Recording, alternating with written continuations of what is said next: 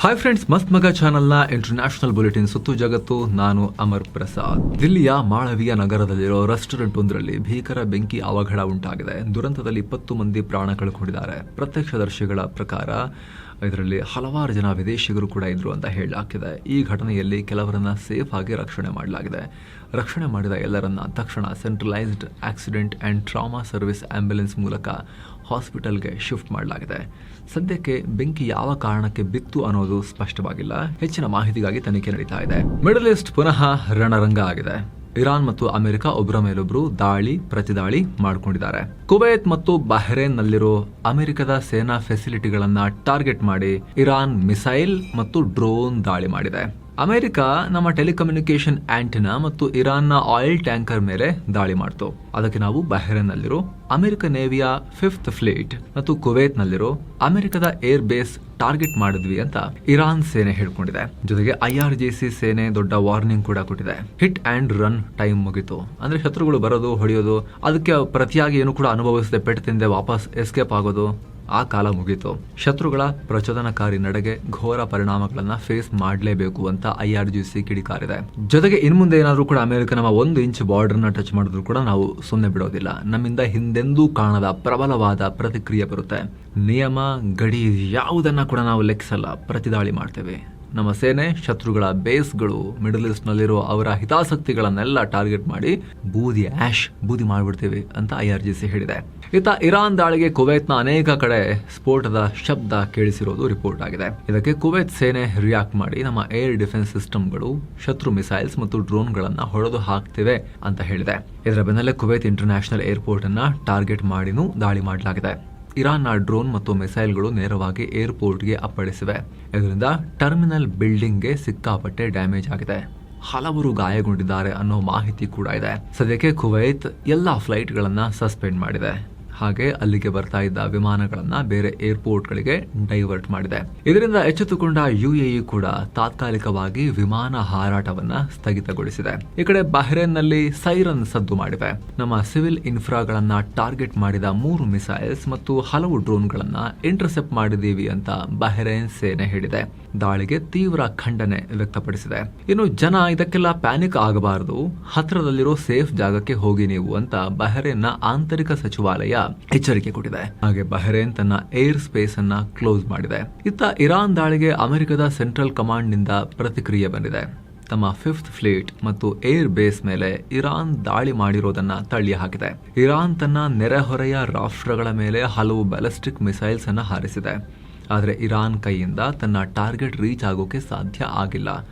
ಎಲ್ಲ ಫೇಲ್ ಆಯ್ತು ಅಂತ ಸೆಂಟ್ರಲ್ ಕಮಾಂಡ್ ಮಾಹಿತಿ ನೀಡಿದೆ. ಅಲ್ಲದೆ ಇರಾನ್ ಕುವೈತ್ ಕಡೆಗೆ ಹಾರಿಸಿದ್ದ 2 ಮಿಸೈಲ್ಸ್ ಮಾರ್ಗ ಮಧ್ಯದಲ್ಲೇ ಕೈಕೊಟ್ವು. ಬಹ್ರೇನ್ ಕಡೆಗೆ ಹಾರಿಸಿದ್ದ 3 ಮಿಸೈಲ್ಸ್ ಅನ್ನ ಅಮೆರಿಕ ಮತ್ತು ಬಹ್ರೇನ್ನ ಏರ್ ಡಿಫೆನ್ಸ್ ಫೋರ್ಸ್ ಕೂಡಲೇ ಹೊಡೆದು ಹಾಕಿವೆ. ಪೇಟ್ರಿಯಟ್ ಮಿಸೈಲ್ ಬಳಸಿ ನಾವು ಇರಾನ್ನ ಬೆದರಿಕೆಗಳಿಗೆ ಉತ್ತರ ಕೊಟ್ವಿ. ನಂತರ ಇರಾನ್ನ ಸೇನಾ ಫೆಸಿಲಿಟಿ ಮೇಲೂ ಕೂಡ ನಾವು ಪ್ರತಿದಾಳಿ ಮಾಡಿದ್ವಿ. ಇರಾನ್ನ ಕೇಶಮ್ ಐಲ್ಯಾಂಡ್ ನಲ್ಲಿರೋ ಮಿಲಿಟರಿ ಗ್ರೌಂಡ್ ಕಂಟ್ರೋಲ್ ಸ್ಟೇಷನ್ ಮೇಲೆ ದಾಳಿ ಮಾಡಿದ್ವಿ ಅಂತ ಅಮೆರಿಕದ ಸೆಂಟ್ರಲ್ ಕಮಾಂಡ್ ಮಾಹಿತಿ ಕೊಟ್ಟಿದೆ. ಹಾಗೆ ಸಮುದ್ರದಲ್ಲಿ ಸಾಗ್ತಾ ಇದ್ದ ನಾವಿಕರನ್ನ ಟಾರ್ಗೆಟ್ ಮಾಡಿ ಇರಾನ್ 3 ಡ್ರೋನ್ಗಳನ್ನ ಲಾಂಚ್ ಮಾಡಿತ್ತು. ಅವುಗಳನ್ನ ಕೂಡ ನಾವು ಹೊಡೆದು ಹಾಕಿದ್ವಿ ಅಂತ ಅಮೆರಿಕ ಹೇಳಿದೆ. ಇನ್ನು ಹಾರ್ಮುಜ್ ಜಲಸಂಧಿ ಜೊತೆಗೆ ಕೆಂಪು ಸಮುದ್ರದಲ್ಲಿರೋ ಬಾಬ್ ಅಲ್ ಮಂಡೆಬ್ ಜಲಸಂಧಿಯನ್ನ ಕೂಡ ಕ್ಲೋಸ್ ಮಾಡೋಕೆ ಇರಾನ್ ಆಲ್ಮೋಸ್ಟ್ ಡಿಸೈಡ್ ಮಾಡಿದೆ. ಈ ಕುರಿತು ಇರಾನ್ನ ಖುದ್ಸ್ ಫೋರ್ಸ್ ನ ಕಮಾಂಡರ್ ಇಸ್ಮಾಯಿಲ್ ಖಾನಿ ದೊಡ್ಡ ಎಚ್ಚರಿಕೆ ಕೊಟ್ಟಿದ್ದಾರೆ. ಲೆಬನಾನ್ ಮತ್ತು ಗಾಜಾ ಮೇಲೆ ಇಸ್ರೇಲ್ ಹೀಗೆ ದಾಳಿಯನ್ನ ಕಂಟಿನ್ಯೂ ಮಾಡ್ತಾ ಇದ್ರೆ ಇಡೀ ಗಲ್ಫ್ ನಲ್ಲಿ ಹೊಸ ಫ್ರಂಟ್ಗಳು ಓಪನ್ ಆಗ್ತವೆ. ಮುಖ್ಯವಾಗಿ ಸಮುದ್ರ ಮಾರ್ಗಗಳಲ್ಲಿ ಸಂಚಾರಕ್ಕೆ ದೊಡ್ಡ ಸಮಸ್ಯೆ ಆಗುತ್ತೆ. ಹಾರ್ಮುಜ್ ಜಲಸಂಧಿ ರೀತಿಯೇ ಬಾಬ್ ಅಲ್ ಮಂಡೆಬ್ ಜಲಸಂಧಿಯಲ್ಲೂ ಕೂಡ ಹಡಗುಗಳ ಸಂಚಾರಕ್ಕೆ ಬ್ರೇಕ್ ಬೀಳುತ್ತೆ ಅಂತ ಇಸ್ಮಾಯಿಲ್ ಖಾನಿ ಹೇಳಿದ್ದಾರೆ. ಇದಕ್ಕೆ ಪೂರಕವಾಗಿರುವ ಹಾಗೆ ಇರಾನ್ ಮಾಧ್ಯಮಗಳು ಕೂಡ ವರದಿ ಮಾಡಿವೆ. ಇರಾನ್ ಈಗ ಕೇವಲ ಹಾರ್ಮುಜ್ ಜಲಸಂಧಿಯನ್ನ ಮಾತ್ರ ಬ್ಲಾಕ್ ಮಾಡಲ್ಲ, ಇದರ ಜೊತೆಗೆ ಕೆಂಪು ಸಮುದ್ರಕ್ಕೆ ಎಂಟ್ರಿ ಪಾಯಿಂಟ್ ಆಗಿರೋ ಬಾಬ್ ಅಲ್ ಮಂಡೆಬ್ ಜಲಸಂಧಿಯನ್ನ ಕೂಡ ಸಂಪೂರ್ಣವಾಗಿ ಕ್ಲೋಸ್ ಮಾಡುತ್ತೆ. ಇದಕ್ಕಾಗಿ ಇರಾನ್ ಮತ್ತದರ ಪ್ರಾಕ್ಸಿ ಗುಂಪುಗಳು ಎಲ್ಲ ತಯಾರಿಯನ್ನ ಮಾಡಿಕೊಳ್ತೇವೆ ಅಂತಲೂ ರಿಪೋರ್ಟ್ ಆಗಿದೆ. ಏನು ಇಸ್ರೇಲ್ ಲೆಬನಾನ್ ನಲ್ಲಿ ಸೇನಾ ಕಾರ್ಯಾಚರಣೆ ಕಂಟಿನ್ಯೂ ಮಾಡಿದೆಯಲ್ಲ, ಇನ್ನು ಜಾಸ್ತಿನೇ ಮಾಡಿದೆ. ಅದೇ ಇದೆಷ್ಟಕ್ಕೆಲ್ಲ ಕಾರಣ ಅಂತ ಹೇಳಲಾಗ್ತಿದೆ. ಯಾಕಂದ್ರೆ ಅಮೆರಿಕ ಮತ್ತು ಇರಾನ್ ನಡುವೆ ಶಾಂತಿ ಒಪ್ಪಂದ ಆಗಬೇಕಾದ್ರೆ ಲೆಬನಾನ್ ಸೇರಿ ಎಲ್ಲಾ ಕಡೆ ತನಗೆ ಇರಾನಿಗೆ ಹೊಡೆಯೋದು ಮಾತ್ರ ಅಲ್ಲ, ಇರಾನ್ನ ಮಿತ್ರರಿಗೆ ಪ್ರಾಕ್ಸಿಗಳಿಗೂ ಹೊಡೆಯೋದನ್ನ ನಿಲ್ಲಿಸಬೇಕು ಅಂತ ಇರಾನ್ ಡಿಮಾಂಡ್ ಮಾಡಿತ್ತು. ಇಸ್ರೇಲ್ ಲೆಬನಾನ್ಗೂ ಹೊಡೆಯಂಗಿಲ್ಲ, ಅಲ್ಲಿ ಹಿಜ್ಬುಲ್ಲಾಗಳಿಗೂ ಹೊಡೆಯಂಗಿಲ್ಲ ಅಂತ ಹೇಳಿತ್ತು. ಆದ್ರೆ ಇಸ್ರೇಲ್ ಲೆಬನಾನ್ ಮೇಲೆ ದಾಳಿ ಮಾಡಿ ಕದನ ವಿರಾಮ ಉಲ್ಲಂಘನೆ ಮಾಡಿದೆ ಅನ್ನೋದು ಇರಾನ್ನ ಆರೋಪ ಈಗ. ಹೀಗಾಗಿ ನಮ್ಮ ನೆಗೋಷಿಯೇಟಿಂಗ್ ಟೀಮ್ ಅಮೆರಿಕದೊಂದಿಗಿನ ಎಲ್ಲ ರೀತಿಯ ಮಾತುಕತೆಯನ್ನ ಸ್ಟಾಪ್ ಮಾಡ್ತಾ ಇದೆ ಅಂತಲೂ ಇರಾನ್ನ IRGC ಈಗ ಡಿಕ್ಲೇರ್ ಮಾಡಿ ಆಗಿದೆ. ಅದರ ಬೆನ್ನಲ್ಲೇ ಈ ಎಲ್ಲಾ ಬೆಳವಣಿಗೆಗಳು ಈಗ ಆಗಿರೋದು. ಹಾಗೆ ಸ್ನೇಹಿತರೆ, ಬಾಬ್ ಅಲ್ ಮಂಡೆಬ್ ಜಲಸಂಧಿ ಕೆಂಪು ಸಮುದ್ರ ಮತ್ತು ಎಡೆನ್ ಕೊಲ್ಲಿ ಮಧ್ಯದಲ್ಲಿ ಬರುತ್ತೆ. ಒಂದು ವೇಳೆ ಇದು ಕೂಡ ಕ್ಲೋಸ್ ಆದ್ರೆ ಇಡೀ ಗ್ಲೋಬಲ್ ಟ್ರೇಡ್ ಕಂಪ್ಲೀಟ್ ಆಗಿ ಬುಡ ಮೇಲಾಗುತ್ತೆ. ಯಾಕಂದ್ರೆ ಈ ಜಲಸಂಧಿ ಮೂಲಕ ಜಗತ್ತಿನ ಒಟ್ಟು ಬಳಕೆಯ 10% ನಷ್ಟು ಕ್ರೂಡ್ ಆಯಿಲ್ ಹೋಗ್ತಾ ಇತ್ತು. ಆದ್ರೆ ಇತ್ತೀಚೆಗೆ ಈ ಮಾರ್ಗದಲ್ಲಿ ಹುತಿ ಬಂಡುಕೋರರ ಕಾಟ ಹೆಚ್ಚಾಗಿ ತೈಲ ಪೂರೈಕೆ ಪ್ರಮಾಣ ಕೇವಲ 4%ಗೆ ಬಿದ್ದಿದೆ. ಅತ್ತ ಜಗತ್ತಿನ 20% ತೈಲ ಪೂರೈಕೆಯಾಗೋ ಹಾರ್ಮೋಸ್ ಮೊದಲೇ ಬಂದಾಗಿದೆ. ಇಂಥ ಟೈಮ್ನಲ್ಲಿ ಬಾಬ್ ಅಲ್ ಮ್ಯಾಂಡೆಬ್ ಕೂಡ ಕ್ಲೋಸ್ ಆದ್ರೆ ಜಾಗತಿಕ ವ್ಯಾಪಾರ ಮತ್ತು ಆರ್ಥಿಕತೆಗೆ ದೊಡ್ಡ ಪೆಟ್ಟು ಬೀಳೋದು ಗ್ಯಾರಂಟಿ. ಇತ್ತೀಚೆಗೆ ಅಮೆರಿಕ ಮತ್ತು ಇರಾನ್ ಸಂಘರ್ಷ ಶುರುವಾದಾಗ ಯೆಮೆನ್ನ ಹುತಿಗಳು ಈ ಜಲಸಂಧಿಯನ್ನ ಮುಚ್ತೀವಿ ಅಂತ ಬೆದರಿಕೆ ಹಾಕಿದ್ರು. ಈಗ ಇರಾನ್ ಕೂಡ ಅವರೊಂದಿಗೆ ಸೇರ್ಕೊಂಡು ತಯಾರಿ ಮಾಡಿಕೊಳ್ತಿದ್ದಾರೆ ಅಂತ ಸುದ್ದಿ ಬಂದಿರೋದು ತೀವ್ರ ಆತಂಕಕ್ಕೆ ಕಾರಣ ಆಗಿದೆ. ಏನು, ಅಮೆರಿಕ ಸೇನೆ ಇರಾನ್ನ ಖಾರ್ಗ್ ಐಲ್ಯಾಂಡ್ ಕಡೆಗೆ ಹೋಗ್ತಾ ಇದ್ದ ಆಯಿಲ್ ಟ್ಯಾಂಕರ್ ಮೇಲೆ ದಾಳಿ ಮಾಡಿದೆ. ಬೋಟ್ಸ್ವಾನಾ ಧ್ವಜವಿದ್ದ MT ಲೆಕ್ಸಿ ಅನ್ನೋ ಈ ಹಡಗು ನಮ್ಮ ಎಚ್ಚರಿಕೆಯನ್ನ ಲೆಕ್ಕಿಸದೆ ಇರಾನ್ ಕಡೆಗೆ ಹೋಗ್ತಾ ಇತ್ತು. ಹೀಗಾಗಿ ಹೆಲ್ ಫೈರ್ ಮಿಸೈಲ್ ಬಳಸಿ ಈ ಹಡಗಿನ ಇಂಜಿನ್ ರೂಮ್ ಅನ್ನ ನಾವು ಧ್ವಂಸ ಮಾಡಿದೀವಿ ಅಂತ ಅಮೆರಿಕದ ಸೆಂಟ್ಕಾಮ್ ಹೇಳಿದೆ. ಈ ದಾಳಿಯ ವಿಡಿಯೋವನ್ನ ಕೂಡ ರಿಲೀಸ್ ಮಾಡಿದ್ದಾರೆ. ಏನು ಸ್ನೇಹಿತರೆ, ವಾರ್ ಟೆನ್ಷನ್ ಎಲ್ಲ ಬಿಟ್ಟು ಪೀಸ್ಫುಲ್ ಆಗಿ ಉಜ್ಜಯಿನಿಯ ಮಹಾಕಾಳೇಶ್ವರ, ಗಡಕಾಳಿ ಟೆಂಪಲ್, ಸಂದೀಪನಿ ಆಶ್ರಮ, ಮಂಗಳನಾಥ ಟೆಂಪಲ್, ಮಹಾಕಾಲ ಕಾರಿಡಾರ್ ಸೇರಿ ಎಲ್ಲ ಅದ್ಭುತ ಕ್ಷೇತ್ರಗಳಿಗೆ ಯಾತ್ರೆ ಹೋಗುವ ಆಸಕ್ತಿ ನಿಮಗಿತ್ತು ಅಂತ ಹೇಳಿದ್ರೆ ಸೆವೆನ್ ಸ್ಯಾಂಡ್ಸ್ ನವರ ಎಲ್ಲವನ್ನ ಒಳಗೊಂಡ ಪ್ಯಾಕೇಜ್ ಇಲ್ಲಿದೆ. ನಿಮಗೆ ಎಕ್ಸ್ಟ್ರಾ ಏನೂ ಖರ್ಚಿರೋದಿಲ್ಲ.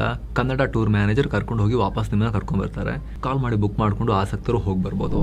ಏನು, ಅಮೆರಿಕ ಇರಾನ್ನ ಅತಿದೊಡ್ಡ ಕ್ರಿಪ್ಟೋ ಎಕ್ಸ್ಚೇಂಜ್ ನೋಬಿಟೆಕ್ಸ್ ಮೇಲೆ ಸ್ಯಾಂಕ್ಷನ್ಸ್ ಹಾಕಿದೆ. ಇರಾನ್ ಸರ್ಕಾರ ಹಾಗೂ ಬ್ಯಾನ್ ಆಗಿರೋ ಸಂಸ್ಥೆಗಳಿಗೆ ಅಮೆರಿಕದ ಸ್ಯಾಂಕ್ಷನ್ಸ್ ನಿಂದ ತಪ್ಪಿಸ್ಕೊಳ್ಳೋಕೆ ಈ ಸಂಸ್ಥೆ ಹೆಲ್ಪ್ ಮಾಡಿದೆ ಅನ್ನೋದು ಅಮೆರಿಕದ ಆರೋಪ.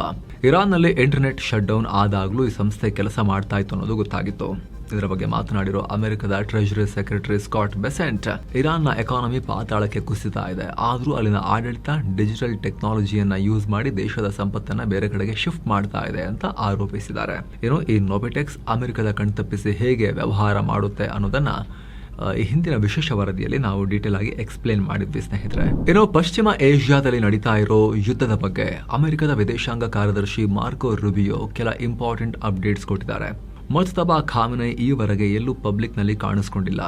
ಆದ್ರೆ ಈಗ ಮುಜ್ತಬಾ ಬದುಕಿದ್ದಾರೆ. ಅಷ್ಟೇ ಅಲ್ಲ, ಅವರು ಆಕ್ಟಿವ್ ಆಗಿ ಕೆಲಸ ಮಾಡೋಕೆ ಶುರು ಮಾಡಿದ್ದಾರೆ ಅಂತ ರೂಬಿಯೋ ಮಾಹಿತಿಯನ್ನ ಕೊಟ್ಟಿದ್ದಾರೆ. ಅಮೆರಿಕ ಒಪ್ಕೊಂಡಿದೆ. ಏನೋ, ಯುದ್ಧ ನಿಲ್ಲಿಸೋಕೆ ಇರಾನ್ ಜೊತೆಗೆ ಆದಷ್ಟು ಬೇಗ ಮುಂದಿನ ವಾರದ ಒಳಗಡೆ ಒಪ್ಪಂದ ಆಗೋ ಚಾನ್ಸಸ್ ಇದೆ ಅಂತಲೂ ರೂಬಿಯೋ ವಿಶ್ವಾಸ ವ್ಯಕ್ತಪಡಿಸಿದ್ದಾರೆ. ಇಷ್ಟೆಲ್ಲ ಹೊಡೆದಾಟದ ನಡುವೆ ಕೂಡ ಏನು, ರಷ್ಯಾ ಈಗ ಯುಕ್ರೇನ್ ಮೇಲೆ ಮತ್ತೆ ಡ್ರೋನ್ ಮತ್ತು ಮಿಸೈಲ್ ದಾಳಿ ಮಾಡಿದೆ. ಕನಿಷ್ಠ 18 ಜನ ಮೃತಪಟ್ಟಿದ್ದಾರೆ, 100ಕ್ಕೂ ಅಧಿಕ ಜನ ಗಾಯಗೊಂಡಿದ್ದಾರೆ.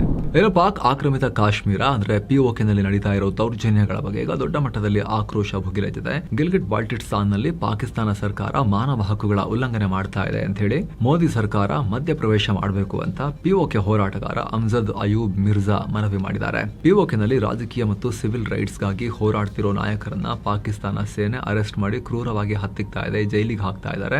ಮುಖ್ಯವಾಗಿ ಗಿಲ್ಗಿಟ್ ಬಾಲ್ಟಿಸ್ತಾನ್ ಅವಾಮಿ ಆಕ್ಷನ್ ಕಮಿಟಿಯ ಸದಸ್ಯರನ್ನ ಗುರಿಯಾಗಿಸಿಕೊಂಡು ದಬ್ಬಾಳಿಕೆ ನಡೀತಾ ಇದೆ ಅಂತ ಮಿರ್ಜಾ ಆರೋಪ ಮಾಡಿದ್ದಾರೆ. ಜೂನ್ 9ನೇ ತಾರೀಕು POK ನಲ್ಲಿ ದೊಡ್ಡ ಮಟ್ಟದ ಮುಷ್ಕರ ಇಟ್ಕೊಂಡಿದ್ದಾರೆ. ಇದನ್ನು ಹತ್ತಿಕ್ಕೋಕೆ ಪಾಕ್ ಸೇನೆ ಎಲ್ಲಾ ಪ್ರಯತ್ನ ಪಡ್ತಾ ಇದೆ. ಈಗ ಆಲ್ರೆಡಿ ಅಲ್ಲಿನ ಆರೋಗ್ಯ ಕಾರ್ಯಕರ್ತರು ಈದ್ ದಿನವೇ ನೂರಾರು ಸಂಖ್ಯೆಯಲ್ಲಿ ಸೇರಿ ಪ್ರತಿಭಟನೆ ಮಾಡಿದ್ದಾರೆ. ಹೀಗಾಗಿ ಈ ಸಮಸ್ಯೆಗೆ ಪರಿಹಾರ ಬೇಕು ಅಂದ್ರೆ ಮೋದಿ ಮಧ್ಯಪ್ರವೇಶ ಮಾಡಿದ್ರೆ ಮಾತ್ರ ಸಾಧ್ಯ ಅಂತ ಅಯೂಬ್ ಮಿರ್ಜಾ ಹೇಳಿದ್ದಾರೆ.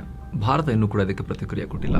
ಇನ್ನು ನೇಪಾಳ ಪ್ರಧಾನಿ ಬಾಲೇಂದ್ರ ಶಾ ವಿರುದ್ಧ ಜನಾಕ್ರೋಶ ಭುಗಿಲೆದ್ದಿದೆ. ಗಡಿ ವಿವಾದ ಅನ್ನೋದು ಕೇವಲ ಒಂದು ಕಡೆಯಿಂದ ಆಗಿಲ್ಲ. ನೇಪಾಳ ಕೂಡ ಭಾರತದ ಗಡಿ ಒಳಗಡೆ ಹಲವು ಕಡೆ ಅತಿಕ್ರಮಣ ಮಾಡಿದೆ ಅಂತ ಬಾಲೇಂದ್ರ ಶಾ ಹೇಳಿದ್ರು. ಈ ಮಾತು ನೇಪಾಳದ ವಿಪಕ್ಷ ನಾಯಕರನ್ನ ಮತ್ತು ವಿದ್ಯಾರ್ಥಿ ಸಂಘಟನೆಗಳನ್ನ ಕೆರಳಿಸಿದೆ. ನಮ್ಮ ದೇಶದ ಸಾರ್ವಭೌಮತ್ವವನ್ನೇ ಪ್ರಶ್ನಿಸುವ ಹಾಗೆ ಪ್ರಧಾನಿ ಮಾತನಾಡಿದ್ದಾರೆ. ಕೂಡಲೇ ರಾಜೀನಾಮೆ ಕೊಡಬೇಕು, ಇವ್ರ ಕೈಲಿ ಆಗಲ್ಲ ಅಂತ ಅಲ್ಲಿನ ವಿಪಕ್ಷಗಳು ಪಟ್ಟು ಹಿಡಿದಿದ್ದಾರೆ. ಇತ್ತ ಕಾಠ್ಮಂಡುನಲ್ಲಿ ವಿದ್ಯಾರ್ಥಿಗಳು ಬೀದಿಗಿಳಿದು ಮೊನ್ನೆ ಬಹಳ ತಲೆ ಮೇಲೆ ಎತ್ಕೊಂಡು ಕೂರಿಸಿ PM ಮಾಡಿದ ಬಾಲೇಂದ್ರ ಶಾ ವಿರುದ್ಧ ನೀನಿಂದು ಬಾಲಕ ಕೆಳಗಿಳಿಯಪ್ಪ ಅಂತ ಹೇಳಿ ಪ್ರತಿಭಟನೆ ಶುರು ಮಾಡಿದ್ದಾರೆ. ಇನ್ನು ಗಡಿ ವಿವಾದ ಬಗೆಹರಿಸೋಕೆ ಬ್ರಿಟನ್ ಮತ್ತು ಚೈನಾವನ್ನ ಮಧ್ಯ ತರೋಕೆ ಬಾಲೇಂದ್ರ ಶಾ ಪ್ರಯತ್ನ ಪಡ್ತಾ ಇದ್ರು. ಇದಕ್ಕೆ ಭಾರತ ಪ್ರತಿಕ್ರಿಯೆ ಕೊಟ್ಟಿದೆ. ಇಲ್ಲಿ ಮೂರನೇ ಪಾರ್ಟಿಯ ಯಾವುದೇ ರೋಲ್ ಇಲ್ಲ ಅಂತ ಹೇಳಿ ವಿದೇಶಾಂಗ ವಕ್ತಾರ ರಣಧೀರ್ ಜೈಸ್ವಾಲ್ ಹೇಳಿದ್ದಾರೆ. ಅಲ್ಲದೆ ಗಡಿ ಸಮಸ್ಯೆ ಬಗೆಹರಿಸೋಕೆ ಎರಡು ರಾಷ್ಟ್ರಗಳ ನಡುವೆ ಆಲ್ರೆಡಿ ಬೈಲ್ಯಾಟ್ರಲ್ ಮೆಕಾನಿಸಂ ಇದೆ.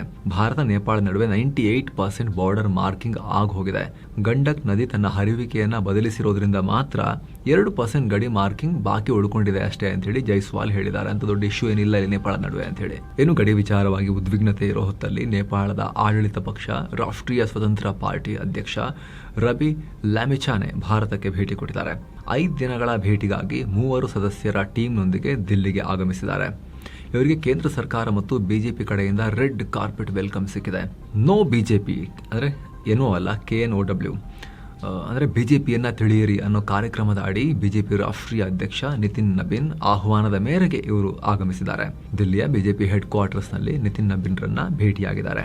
ಈ ಮೀಟಿಂಗ್ನಲ್ಲಿ ನೇಪಾಳದ ರಾಜಕೀಯ ಬದಲಾವಣೆ ಬಾಂಗ್ಲಾದೇಶದ ಅಲ್ಲ, ಅಲ್ಲಿ ಆರಂಭದಲ್ಲಿ ಗಲಾಟೆ ಆದರೂ ಕೂಡ ಆಮೇಲೆ ಎಲ್ಲ ಪಕ್ಷಗಳು ಎಲೆಕ್ಷನ್ನಲ್ಲಿ ಪಾಲ್ಗೊಂಡು ಇದೆಲ್ಲ ಚರ್ಚೆ ಮಾಡಿದ್ದಾರೆ. ಇದಾದ್ಮೇಲೆ ಲ್ಯಾಮಿಚಾನೆ ವಿದೇಶಾಂಗ ಸಚಿವ ಎಸ್ ಜೈಶಂಕರ್ ಮತ್ತು ವಿದೇಶಾಂಗ ಕಾರ್ಯದರ್ಶಿ ವಿಕ್ರಮ್ ಮಿಶ್ರಿ ಅವರನ್ನ ಕೂಡ ಮೀಟ್ ಆಗಿದ್ದಾರೆ. ಈ ಮೀಟಿಂಗ್ನಲ್ಲಿ ಸಂಬಂಧ ಹೆಂಗೆ ಸುಧಾರಿಸಬೇಕು, ಜನರ ನಡುವಿನ ಸಂಬಂಧ ಇನ್ನಷ್ಟು ಚೆನ್ನಾಗಿ ಹೆಂಗೆ ಮಾಡಬೇಕು, ಇದೆಲ್ಲ ಚರ್ಚೆಯಾಗಿದೆ. ಹಾಗೆ ಮುಂದಿನ ದಿನಗಳಲ್ಲಿ ರಬಿ ಲಾಮಿಚಾನೆ PM ಮೋದಿ ಹಾಗೂ ಅಜಿತ್ ದೋವಲ್ ಅವ್ರನ್ನ ಕೂಡ ಮೀಟ್ ಆಗೋ ಸಾಧ್ಯತೆ ಇದೆ. ಜೂನ್ 5ನೇ ತಾರೀಕು ವಾಪಸ್ ಹೋಗೋ ಮುನ್ನ ಅಯೋಧ್ಯೆಗೂ ಭೇಟಿ ಕೊಡ್ತಾರೆ ಅಂತ ಹೇಳಲಾಗ್ತಿದೆ. ಏನೋ ಟ್ರಂಪ್ರ ಅಮೆರಿಕ ಭಾರತ ಸೇರಿದ ಹಾಗೆ ಬರೋಬ್ಬರಿ 54 ರಾಷ್ಟ್ರಗಳಿಗೆ ದೊಡ್ಡ ಶಾಕ್ ಕೊಡೋಕೆ ಮುಂದಾಗಿದೆ. ಅಮೆರಿಕದ ಟ್ರೇಡ್ ರೆಪ್ರೆಸೆಂಟೇಟಿವ್ ಜೇಮಿಸನ್ ಗ್ರಿರ್ ಈ ರಾಷ್ಟ್ರಗಳ ಮೇಲೆ 12.5% ಎಕ್ಸ್ಟ್ರಾ ಡ್ಯೂಟಿ ಹಾಕೋಕೆ ಪ್ಲಾನ್ ಮಾಡಿದ್ದಾರೆ. ಬಲವಂತದ ದುಡಿಮೆ ಅಥವಾ ಫೋರ್ಸ್ಡ್ ಲೇಬರ್ನಿಂದ ತಯಾರಾದ ವಸ್ತುಗಳ ಇಂಪೋರ್ಟ್ ಅನ್ನ ಈ ದೇಶಗಳು ಬ್ಯಾನ್ ಮಾಡಿಲ್ಲ. ಇದರಿಂದ ಅಮೆರಿಕದ ಕಾರ್ಮಿಕರಿಗೆ ದೊಡ್ಡ ಅನ್ಯಾಯ ಆಗುತ್ತೆ ಅಂತ ಗ್ರಿರ್ ಹೇಳಿದ್ದಾರೆ. ಈ ವಿಚಾರಕ್ಕೆ ಸಂಬಂಧಪಟ್ಟಂತೆ ಆಲ್ರೆಡಿ 60 ರಾಷ್ಟ್ರಗಳ ಮೇಲೆ ಅಮೆರಿಕ ಇನ್ವೆಸ್ಟಿಗೇಷನ್ ಕೂಡ ನಡೆಸಿತ್ತು. ಈಗ ಎಕ್ಸ್ಟ್ರಾ ಡ್ಯೂಟಿ ಹಾಕೋ ಪ್ಲಾನ್ ಮಾಡಿದ್ದಾರೆ. ಏನೋ ಜಾಗತಿಕ ಇಂಧನ ಬಿಕ್ಕಟ್ಟಿನ ನಡುವೆ ವೆನೆಜುವೆಲಾ ನಾಯಕಿ ಭಾರತಕ್ಕೆ ಭೇಟಿ ಕೊಡ್ತಿದ್ದಾರೆ. ವೆನೆಜುವೆಲಾದ ಹಂಗಾಮಿ ಅಧ್ಯಕ್ಷೆ ಡೆಲ್ಸಿ ರೋಡ್ರಿಗಸ್ ಜೂನ್ 3ರಿಂದ 5ರ ನಡುವೆ ಭಾರತ ಪ್ರವಾಸ ಇಟ್ಕೊಂಡಿದ್ದಾರೆ. ಇದು ಅವರ 6ನೇ ಭಾರತ ಭೇಟಿ. ಈ ಭೇಟಿಯಲ್ಲಿ PM ನರೇಂದ್ರ ಮೋದಿ ಅವರೊಂದಿಗೆ ಹೈ ಲೆವೆಲ್ ಮೀಟಿಂಗ್ ನಡೆಸ್ತಾರೆ. ಅವರೊಂದಿಗೆ ವೆನೆಜುವೆಲಾದ ವಿದೇಶಾಂಗ, ಎಕಾನಮಿ, ಸೈನ್ಸ್ ಅಂಡ್ ಟೆಕ್ನಾಲಜಿ ಮತ್ತು ಟ್ರಾನ್ಸ್ಪೋರ್ಟೇಷನ್ ಮಿನಿಸ್ಟರ್ಗಳ ಟೀಮ್ ಕೂಡ ಬರ್ತಾ ಇದೆ. ಎನರ್ಜಿ ಸೆಕ್ಯೂರಿಟಿ, ಟ್ರೇಡ್, ಇನ್ವೆಸ್ಟ್ಮೆಂಟ್ ಮತ್ತು ಫಾರ್ಮಾಸ್ಯೂಟಿಕಲ್ಸ್ ಕ್ಷೇತ್ರಗಳ ಬಗ್ಗೆ ಮುಖ್ಯವಾಗಿ ಚರ್ಚೆ ನಡೆಯುತ್ತೆ. ಇನ್ನು ಅಮೆರಿಕದ ಗುಪ್ತಚರ ಸಂಸ್ಥೆಗಳಾದ CIA ಹಾಗೂ ನ್ಯಾಷನಲ್ ಇಂಟೆಲಿಜೆನ್ಸ್ ನಡುವೆ ದೊಡ್ಡ ಜಗಳ ಶುರುವಾಗಿದೆ. ಇದರಿಂದ ಇರಾನ್ ಯುದ್ಧ ಸೇರಿದ ಹಾಗೆ ಹಲವು ಇಂಪಾರ್ಟೆಂಟ್ ರಿಪೋರ್ಟ್ಗಳಿಗೆ ಮಾಹಿತಿ ಕೊಡೋದನ್ನ CIA ನಿಲ್ಲಿಸಿದೆ. ನ್ಯಾಷನಲ್ ಇಂಟೆಲಿಜೆನ್ಸ್ ಡೈರೆಕ್ಟರ್ ತುಳಸಿ ಗಬಾರ್ಡ್ ಮತ್ತು CIA ಡೈರೆಕ್ಟರ್ ಜಾನ್ ರಾಡ್ಕ್ಲಿಫ್ ನಡುವೆ ಫೈಟ್ ನಡೀತಾ ಇದೆ. ಏಪ್ರಿಲ್ 2025ರಲ್ಲಿ ತುಳಸಿ ಗಬಾರ್ಡ್ ಶುರು ಮಾಡಿದ ಡೈರೆಕ್ಟರ್ಸ್ ಇನಿಷಿಯೇಟಿವ್ಸ್ ಗ್ರೂಪ್ ಈ ಕಿತ್ತಾಟಕ್ಕೆ ಮೇನ್ ಕಾರಣ. ಈ ಗ್ರೂಪ್ ರೂಲ್ಸ್ ಬ್ರೇಕ್ ಮಾಡ್ತಿದೆ ಅಂತ CIA ಹೇಳಿದ್ರೆ, ನಮಗೆ ಮಾಹಿತಿ ಕೊಡದೆ CIA ಬ್ಲಾಕ್ ಮಾಡ್ತಿದೆ ಅಂತ ನ್ಯಾಷನಲ್ ಇಂಟೆಲಿಜೆನ್ಸ್ ಆರೋಪ ಮಾಡ್ತಾ ಇದೆ. ಇರಾನ್ ಯುದ್ಧ, ಚೈನಾ ಟೆನ್ಷನ್ ಮತ್ತು ರಷ್ಯಾ ಯುಕ್ರೇನ್ ವಾರ್ ಟೈಮ್ನಲ್ಲಿ ಈ ಜಗಳ ಟ್ರಂಪ್ ಸರ್ಕಾರಕ್ಕೆ ದೊಡ್ಡ ತಲೆನೋವು. ಇದರಿಂದ ಮುಂದೆ ಇಂಟೆಲಿಜೆನ್ಸ್ ಫೇಲ್ಯೂರ್ ಆಗಬಹುದು ಅಂತೆಲ್ಲ ಅಲರ್ಟ್ ಕೊಡ್ತಾ ಇದ್ದಾರೆ. ಪ್ರತಿದಿನ ಪ್ರೆಸಿಡೆಂಟ್ಗೆ ಕೊಡೋ ಪ್ರೆಸಿಡೆನ್ಷಿಯಲ್ ಡೈಲಿ ಬ್ರೀಫ್ ಕಂಟ್ರೋಲ್ ಅನ್ನ ತುಳಸಿ ಗಬಾರ್ಡ್ ತಗೊಂಡಿದ್ದು CIAಗೆ ಇಷ್ಟ ಆಗಿಲ್ಲ. 2016ರ ಎಲೆಕ್ಷನ್ ನಲ್ಲಿ ಟ್ರಂಪ್ಗೆ ರಷ್ಯಾ ಹೆಲ್ಪ್ ಮಾಡಿತ್ತು ಅಂತ 2017ರಲ್ಲಿ CIA ರಿಪೋರ್ಟ್ ಕೊಟ್ಟಿದ್ದಕ್ಕೆ ಈಗ ಸೇಡ್ ತೀರಿಸ್ಕೊಳ್ತಿದ್ದಾರೆ ಅನ್ನೋ ಆರೋಪ ಕೂಡ ಮಾಡಿದ್ದಾರೆ. ಇದರ ಮಧ್ಯೆ ಗಂಡನಿಗೆ ಹುಷಾರಿಲ್ಲ ಅಂತ ತುಳಸಿ ಗಬಾರ್ಡ್ ರಾಜೀನಾಮೆ ಘೋಷಿಸಿದ್ದಾರೆ. ಜೂನ್ 30 ಅವ್ರದ್ದು ಲಾಸ್ಟ್ ವರ್ಕಿಂಗ್ ಡೇ. ಬಿಲ್ ಫುಲ್ಟಾಯ್ ಅವ್ರನ್ನ ಟ್ರಂಪ್ ಆಕ್ಟಿಂಗ್ ಡೈರೆಕ್ಟರ್ ಆಗೂ ಕೂಡ ನೇಮಕ ಮಾಡಿದ್ದಾರೆ. ಆದರೆ ಕಿತ್ತಾಟದ ಮಧ್ಯೆ ಕೂಡ ಅಧ್ಯಕ್ಷರಿಗೆ ಕರೆಕ್ಟ್ ಮಾಹಿತಿ ಹೋಗ್ತಾ ಇದೆ, ಆ ಥರದೇನು ಇಶ್ಯೂ ಆಗಿಲ್ಲ ಬಿಡಿ ಅಂತ ಹೇಳಿ ವೈಟ್ ಹೌಸ್ ಅಲ್ಲೆಲ್ಲ ತೇಪೆ ಹೆಚ್ಚೋ ಪ್ರಯತ್ನ ನಡೆಸ್ತಾ ಇದೆ. ನೋಡ್ಬೇಕೇನಾಗುತ್ತೆ ಅಂತ. ಏನೋ ಬಾಂಗ್ಲಾ ವಿದೇಶಾಂಗ ಸಚಿವ ಖಲೀಲುರ್ ರೆಹಮಾನ್ ವಿಶ್ವಸಂಸ್ಥೆಯ ಸಾಮಾನ್ಯ ಸಭೆಯ 81ನೇ ಅಧಿವೇಶನದ ಅಧ್ಯಕ್ಷರಾಗಿ ಆಯ್ಕೆಯಾಗಿದ್ದಾರೆ. ಇವರಿಗೆ ವಿದೇಶಾಂಗ ಸಚಿವ ಎಸ್ ಜೈಶಂಕರ್ ಶುಭಾಶಯ ಹೇಳಿದ್ದಾರೆ. ಖಲೀಲುರ್ ರೆಹಮಾನ್ರೊಂದಿಗೆ ಹತ್ತಿರದಿಂದ ಕೆಲಸ ಮಾಡೋಕೆ ನಾವು ಕಾಯ್ತಾ ಇದ್ದೀವಿ ಅಂತ ಹೇಳಿದ್ದಾರೆ. ಇತ್ತ ಜಪಾನ್ನಲ್ಲಿ ಪಾಕಿಸ್ತಾನಕ್ಕೆ ದೊಡ್ಡ ಮುಖಭಂಗ ಆಗಿದೆ. ಜಪಾನ್ನ ಕಾವೋಗೊಯ್ ಸಿಟಿಯಲ್ಲಿ ಪಾಕಿಸ್ತಾನಿಯರು ಅಕ್ರಮವಾಗಿ ಮಸೀದಿಯೊಂದನ್ನು ಕಟ್ಟಿದ್ದಾರೆ. ಅಲ್ಲಿನ ಸಿಟಿ ಪ್ಲಾನಿಂಗ್ ಆಕ್ಟ್ ಪ್ರಕಾರ ಕನ್ಸ್ಟ್ರಕ್ಷನ್ ಬ್ಯಾನ್ ಆಗಿರೋ ಜಾಗದಲ್ಲಿ ಈ ಬಿಲ್ಡಿಂಗ್ ಕಟ್ಟಲಾಗಿದೆ. ಪರ್ಮಿಷನ್ ಇಲ್ಲದೆ ಕಟ್ಟಿದ್ದ ಈ ಮಸೀದಿಯನ್ನ ಕಳೆದ ಏಪ್ರಿಲ್ನಲ್ಲೇ ಉದ್ಘಾಟನೆ ಕೂಡ ಮಾಡಿಕೊಂಡಿದ್ರು. ಇದರ ಉದ್ಘಾಟನಾ ಕಾರ್ಯಕ್ರಮದಲ್ಲಿ ಜಪಾನ್ನಲ್ಲಿರೋ ಪಾಕಿಸ್ತಾನದ ಅಂಬಾಸಿಡರ್ ಅಬ್ದುಲ್ ಹಮೀದ್ ಕೂಡ ಬಹಳ ಲಘುಬಗೆಯಿಂದ ಹೋಗಿ ಪಾಲ್ಗೊಂಡಿದ್ರು. ಆದ್ರೀಗ ಜಪಾನ್ ಅಧಿಕಾರಿಗಳು ಇದನ್ನ ಕಂಪ್ಲೀಟ್ಲಿ ಇಲ್ಲೀಗಲ್ ಸ್ಟ್ರಕ್ಚರ್ ಅಂತ ಹೇಳಿ ಡಿಕ್ಲೇರ್ ಮಾಡಿದ್ದಾರೆ. ಅದನ್ನ ಡೆಮಾಲಿಷ್ ಮಾಡ್ತಾರೆ ಈಗ ಅಂತ ಹೇಳಿ ಜಪಾನ್ ಟೈಮ್ಸ್ ರಿಪೋರ್ಟ್ ಮಾಡಿದೆ. ಇದರಿಂದ ಬೆಚ್ಚಿ ಬಿದ್ದಿರೋ ಜಪಾನ್ನಲ್ಲಿರೋ ಪಾಕ್ ಎಂಬಸಿ ಇದರಿಂದ ಕೈ ತೊಳ್ಕೊಳ್ಳೋಕೆ ಪ್ರಯತ್ನ ಪಡ್ತಿದ್ದಾರೆ. ನಮಗೆ ಗೊತ್ತಿಲ್ಲ ಅದೇನ್ ಕಟ್ಟಡ ಅಂತ ಹೇಳಿ, ಆ ಮಸೀದಿಗೂ ನಮಗೂ ಯಾವುದೇ ಸಂಬಂಧ ಇಲ್ಲಪ್ಪ ಅಂತ ಈಗ ಜಾರ್ಕೊಳ್ತಾ ಇದ್ದಾರೆ. ಇನ್ನು ನಾರ್ವೆ ಚೆಸ್ ಟೂರ್ನಮೆಂಟ್ ನಲ್ಲಿ ಭಾರತದ ಯುವ ಗ್ರ್ಯಾಂಡ್ ಮಾಸ್ಟರ್ ಪ್ರಜ್ಞಾನಂದ ಭರ್ಜರಿ ದಾಖಲೆ ಮಾಡಿದ್ದಾರೆ. ವಿಶ್ವದ ನಂಬರ್ 1 ಆಟಗಾರ ಮ್ಯಾಗ್ನಸ್ ಕಾರ್ಲ್ಸನ್ ಅವ್ರನ್ನ ಅವರದೇ ತವರಲ್ಲೇ ಕ್ಲಾಸಿಕಲ್ ಗೇಮ್ನಲ್ಲಿ ಪ್ರಜ್ಞಾನಂದ ಸೋಲಿಸಿದ್ದಾರೆ. ಈ ಮೂಲಕ Carlsen champion of new age record ಪ್ರಜ್ಞಾನದ ಹೆಸರಿಗೆ ಈಗ ಸೇರ್ಪಡೆಯಾಗಿದೆ. ಇದರಿಂದ ಚಾಂಪಿಯನ್ ಪಟ್ಟ ಗಿಟ್ಟಿಸಿಕೊಳ್ಳೋಕೆ ಪ್ರಜ್ಞಾನಂದ ಒಂದು ಹೆಜ್ಜೆ ಈಗ ಮುಂದಕ್ಕೆ ಹೋಗಿದ್ದಾರೆ. ಆದರೆ ಇದೇ ಟೂರ್ನಿಯಲ್ಲಿ ಭಾರತದ ಮತ್ತೊಬ್ಬ ಸ್ಟಾರ್ ಪ್ಲೇಯರ್ ಡಿ ಗುಕೇಶ್ಗೆ ನಿರಾಸೆಯಾಗಿದೆ. 8ನೇ ರೌಂಡ್ನಲ್ಲಿ ಫ್ರಾನ್ಸ್ನ ಅಲಿರೆಜಾ ಫಿರೌಜಾ ವಿರುದ್ಧ ಸೋತಿದ್ದಾರೆ. ಸೊ ಫ್ರೆಂಡ್ಸ್, ಇದಾಗಿತ್ತು ಇವತ್ತಿನ ಜಗತ್ತಿನ ಸುತ್ತಾಟ. ನಮ್ಮ ಪ್ರಯತ್ನ ನಿಮಗೆ ಇಷ್ಟ ಆಗ್ತಾ ಇದ್ರೆ ಸ್ನೇಹಿತರೆ, ನಿಮ್ಮಲ್ಲೊಂದು ಮನವಿ, ವಿಡಿಯೋ ಕೆಳಗಡೆ ಇರೋ ಜಾಯಿನ್ ಬಟನ್ ಮೂಲಕ ಆಸಕ್ತ ವೀಕ್ಷಕರು ನಮ್ಮ ಚಾನಲ್ಗೆ ಮೆಂಬರ್ಸ್ ಆಗಿ ಸೇರಬಹುದು. ಅವಾಗ ಎಲ್ಲ ಮೆಂಬರ್ ಓನ್ಲಿ ವಿಡಿಯೋಸ್, ಪ್ರತ್ಯೇಕ ವಿಡಿಯೋಸ್ ನಾವು ಮೆಂಬರ್ಸ್ಗೆ ಮಾತ್ರ ಏನು ಪಬ್ಲಿಷ್ ಮಾಡ್ತಿದ್ದೀವಿ ಅದನ್ನು ಕೂಡ ನೋಡೋಕೆ ಶುರು ಮಾಡ್ಬೋದು. ಹಲವಾರು ವಿಡಿಯೋಗಳ ಅರ್ಲಿ ಆಕ್ಸೆಸ್ ಪಡಿಬೋದು. ಎಲ್ಲಕ್ಕಿಂತ ಮುಖ್ಯವಾಗಿ ನಿಮ್ಮ ಒಂದೊಂದು ಮೆಂಬರ್ಶಿಪ್ ಕೂಡ ನಮ್ಮ ಟೀಮ್ಗೆ ನೀವು ಕೂಡ ಅತಿ ದೊಡ್ಡ ಬೆಂಬಲ. ಆಸಕ್ತರು ಮಿಸ್ ಇಲ್ಲ, ಚೆಕ್ ಮಾಡಿ. ಮತ್ತೆ ಭೇಟಿ ಆಗ್ತಿರೋಣ ಸ್ನೇಹಿತರೆ. ನಮಸ್ತೆ.